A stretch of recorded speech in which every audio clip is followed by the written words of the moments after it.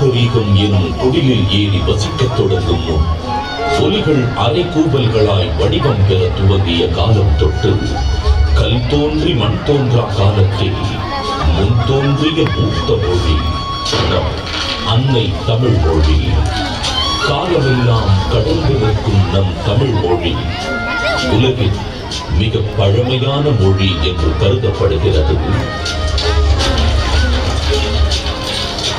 மொழிகளுக்கெல்லாம் தாய்மொழியாக திகழ்ந்து தமிழரின் வரலாறு, வாழ்வியல், அறம், மாண்பு மற்றும் கலாச்சாரத்தின் அடையாளமாக விழுந்து வரும் அன்னை தமிழ் மொழியின் தொன்மையில் அதன் பண்பாடு, இலக்கியம், சிற்பக்கலை, ஓவியக்கலை, கட்டிடக்கலை மற்றும் கல்வெட்டுகளில் காண முடிகிறது. 3 பிரிவுகள், 133 அதிகாரங்கள், மொத்தம் 1330 குறள்களில் இப்பாலினை அளந்து இவ்வுலகிற்கு இன்றியமையாத பொதுமறையை இயற்றி தந்த தமிழ் தாயின் தலைமகன், வையத்துள் வாழ்வாங்கு வாழ்ந்த தெய்வ புலவர் திருமகனார் திருவள்ளுவர்.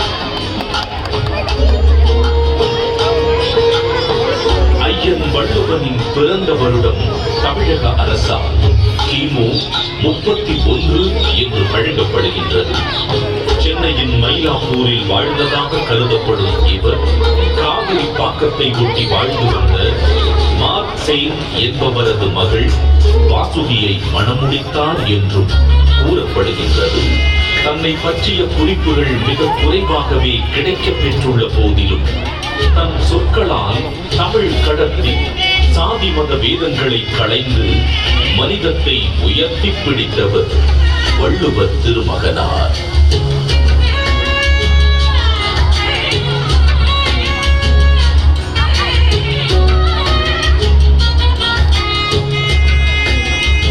சுமார் 2000 ஆண்டுகள் பழமையான சங்க இலக்கியத்தில் 11 கீழ்கணக்கு நூல்களில் ஒன்றான திருக்குறளை தமிழ் மொழியின் தலை சிறந்த நீதி நூல்களில் ஒன்றென கூறலாம்.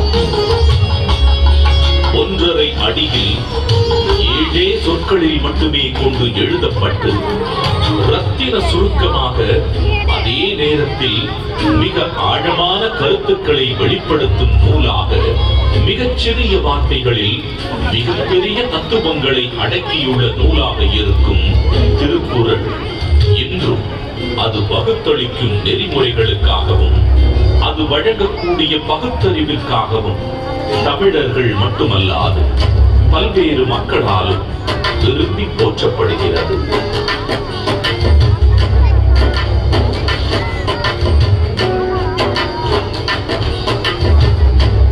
அறம், பொருள், இன்பம் என்று 3 பிரிவுகளாக அமைய பெற்றுள்ள திருக்குறளில் முதல் பகுதியான அறம் எனும் பிரிவில் மனித ஒழுக்கத்திற்கு அடிப்படையான மெய்யியல் மற்றும் தத்துவார்த்த கோட்பாடுகள் நிறைந்துள்ளன. உதாரணத்திற்கு, காலத்தினால் செய்த நன்றி சிறிதெனினும் ஞாலத்தின் மானப் பெரிது எனும் குறள் ஒருவர் செய்யும் உதவி மிகச் சிறியதாக இருந்தாலும் அதை தக்க காலத்தில் செய்தால் அது இவ்வுலகை விட பெரியது என்று கூறுவதன் மூலம் நட்பின் மேன்மையையும் உதவி செய்வதன் முக்கியத்துவத்தையும் எடுத்துரைக்கிறது. அடுத்த பிரிவான பொருட்பாலில் வாழ்வுக்கு தேவையான பொருளீட்டுதல், சுய மற்றும் சமூக முன்னேற்றத்திற்கான குறள்கள் இடம்பெற்றுள்ளன. உதாரணத்திற்கு, கற்க கசடர கற்பவை கற்றபின் நிற்க அதற்கு தக எனும் குறளில் கல்வியின் முக்கியத்துவம், கல்லாமையின் தீங்கு, பொருள் கூர்ந்து கற்றல், அதன் பின் அறவழி நடத்தல் போன்ற எக்காலத்திற்கும் பயன் பெறும் கூறுகள் இடம்பெற்றுள்ளன. 3ஆம் பிரிவான இன்பத்துப்பாலில் இல்வாழ்க்கைக்கு தேவையான அகக்கூறுகள் இடம்பெற்றுள்ளன. உதாரணத்திற்கு, உடம்பொடு உயிரிடை எண்ணமற்றன, மடந்தையொடு எம்மிடை நட்பு எனும் குறள் உடலும் உயிரும் பிரியாமல் ஒன்றாக இருப்பது போல இல்லற வாழ்க்கையில் இருப்போர் ஒன்றாக இருத்தல் வேண்டும் என்ற பொருளுடன் காதலின் சிறப்பையும் இல்வாழ்வின் மேன்மையையும் உணர்த்துகிறது. ஏறத்தாழ 60க்கும் மேலான உலகின் பல்வேறு மொழிகளுக்கு மொழிபெயர்க்கப்பட்ட திருக்குறள் உலகெங்கும் அதிக அளவில் மொழிபெயர்க்கப்பட்ட சமயம் சாரா நூல்களில் ஒன்றாக திகழ்கிறது.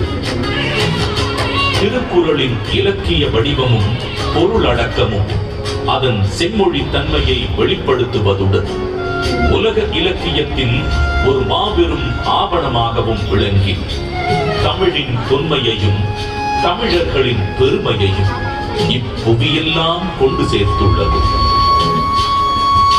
வள்ளுவருக்கும் அவருடைய குறளுக்கும் பெருமை சேர்க்கும் வண்ணம் அன்றைய தமிழகத்தின் முதலமைச்சராக இருந்த முத்தமிழறிஞர் டாக்டர் கலைஞர் மு. கருணாநிதி அவர்கள் திருக்குறளுக்கு உரை எழுதியது மட்டுமல்லாமல் பேருந்துகளில் திருக்குறள், பள்ளிப்பாடங்களில் திருக்குறள், திருக்குறள் கவியரங்கம், திருக்குறள் ஆய்வு என எளிய மனிதருக்கும் வள்ளுவரை கொண்டு சேர்ந்தார். அவரது புகழை நிலைநாட்டும் விதமாக 1975 தொடங்கி பல இன்னல்களுக்கு பின்னர் 2000ஆம் ஆண்டு குமரி முனையில் 133 அடி உயரமுள்ள திருவள்ளுவர் கற்சிலையை திறந்து வைத்தார். இதைத் தொடர்ந்து குமரியில் உள்ள திருவள்ளுவர் சிலையின் வெள்ளி விழாவை முன்னிட்டு விவேகானந்தர் பாறை, வள்ளுவர் சிலை இவ்விரண்டையும் இணைக்கும் விதம் சுமார் 250 அடி நீளமுள்ள கண்ணாடி பாலம் தமிழக முதல்வர் மு. க. ஸ்டாலின் அவர்களால் திறக்கப்பட்டது. இந்தியாவின் முதல் கடல் மேல் கட்டப்பட்ட கண்ணாடி பாலம் இது என்பது வள்ளுவருக்கு மற்றொரு மணிமுடி. திருக்குறளை கொண்டாடும் பல முன்னெடுப்புகளில் முக்கியமான ஒன்று திருவள்ளுவரின் முக்கியமான நினைவு சின்னங்களில் ஒன்றான சென்னை நுங்கம்பாக்கத்தில் முத்தமிழறிஞர் டாக்டர் கலைஞர் மு. கருணாநிதி அவர்களது நேரடி கண்காணிப்பில் 5 ஏக்கர் பரப்பளவில் தோரணவாயில், அரங்க மண்டபம், கருங்கல் தேர், தேர் கோபுரம் என மிக விமர்சையாக வள்ளுவர் கோட்டம் 1976ஆம் ஆண்டில் உருவாக்கப்பட்டது. தமிழர்களின் பாரம்பரிய கட்டிடக் கலைகளின் அடிப்படையில் அமைக்கப்பட்டுள்ள வள்ளுவர் கோட்டம் வள்ளுவருக்கு புகழ் சேர்க்கும் இடமாகவும் தமிழ் மொழி சார்ந்த பல பண்பாட்டு நிகழ்வுகள் நடைபெறும் இடமாகவும் திகழ்கிறது. ஒரு குறிப்பிட்ட காலத்திற்கோ அல்லது ஒரு குறிப்பிட்ட இனத்திற்கோ என்றில்லாமல் யாதும் ஊரே என எல்லா நாட்டவருக்கும் ஆகச் சிறந்த அறநூலாக விளங்கும் சமத்துவ நூலா திருக்குறள் கரைகள் தாண்டி கண்டங்கள் கடந்து மனிதர்களின் இருள் சூழ்ந்த இடங்களில் ஒளி வீசி அறவழியை காட்டுகிறது. தமிழர்களின் பெருமையை பாரினில் உயர்த்தி பிடித்திருக்கும் திருக்குறள் வள்ளுவர் நம் தமிழ் அன்னைக்கு சூட்டியிருக்கும் மாட்சிக்குரிய மணிமகுடம்.